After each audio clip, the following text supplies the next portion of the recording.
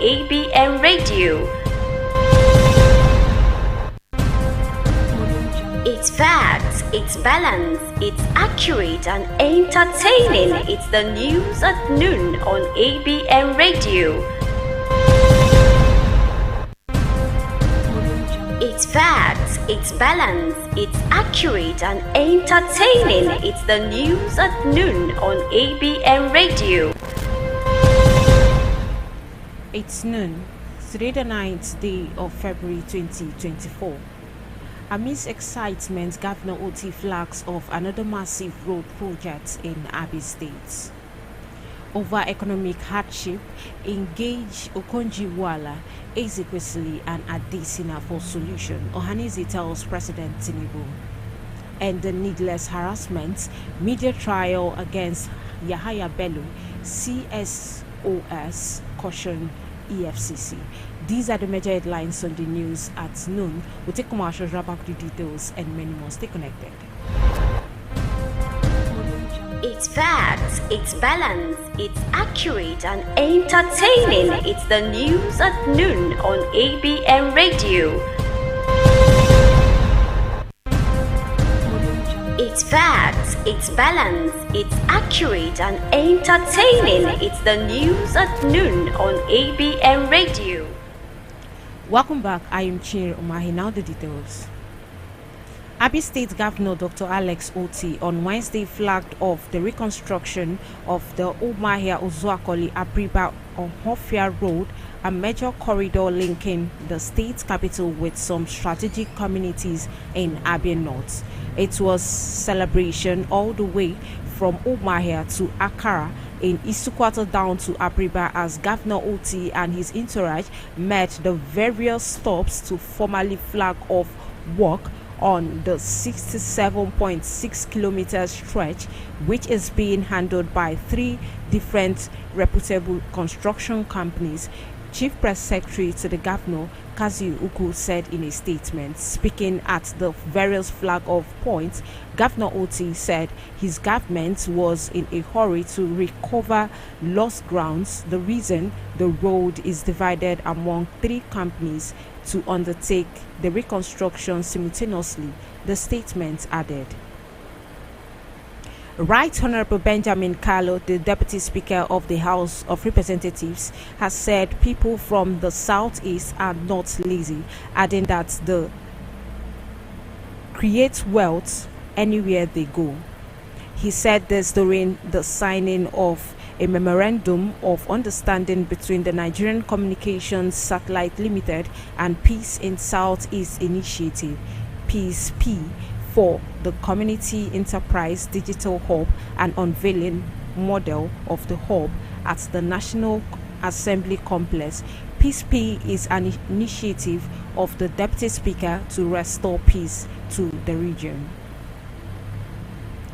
A former Minister of Power, Works and Housing, Babatunde Fashola, on Thursday called for the review of tenancy law in states to compel landlords to collect rents monthly. Fashola spoke during the launch of his book titled Nigerian Public Discourse, The Interplay of Empirical Evidence and Hyperbole in Lagos. He said that advance payment of rent up to 3 years or more was overwhelming tenants. The chieftain of the Ohanaeze Ndigbo Socio-Cultural Organization, Okechukwu Isiguzoro, on Thursday urged President Tinubu to urgently engage the Director General of the World Trade Organization, Ngozi Okonjo-Iweala, former Education Minister Obi Ezekwesili, and the President of the African Development Bank, Akunmi Adesina, in finding a lasting solution to the economic hardship confronting Nigeria. Isiguzoro said the success of President Tinubu's administration lies in his consultations with these world-renowned economists. 2 students of Kogi State Polytechnic, Lokoja, have died after inhaling fumes from a power generating set placed close to the window of their apartment overnight. The state police public relations officer SP William Oyeaya confirmed this in a telephone interview with our correspondent on Thursday. Aya disclosed that the deceased were identified as Bilikisu Ale Ojo, 20 years, and Ibrahim Haliru. According to him, the generating set was placed close to the window of the victims. They slept off and died before daybreak. Troops of 1 Division Nigerian Army have neutralized 4 insurgents while others escaped with gunshot wounds. This is according to a statement issued by the Acting Deputy Director of Army Public Relations, 1 Division Nigerian Army, Lieutenant General Musa Yahaya. Coalition of Civil Society Organizations, CSOS, in the country have cautioned the Economic and Financial Crimes Commission, EFCC, against what they call unwarranted and needless harassment, as well as media trial against the immediate past governor of Kogi State, Alhaji Yahaya Bello, insisting that it is politically motivated. The civil society organizations, numbering about 73, accused the anti-graft agency of undermining rule of law and embarking on bizarre of abuse of human rights under the pretense of corruption fights. An amalgamation of pro-democracy groups from the 19 northern states under the aegis of Arewa Initiative for Defense and Promotion of Democracy on Thursday declared that Nigerians should ignore sponsored protests staged against the federal government in Kano and Minna recently.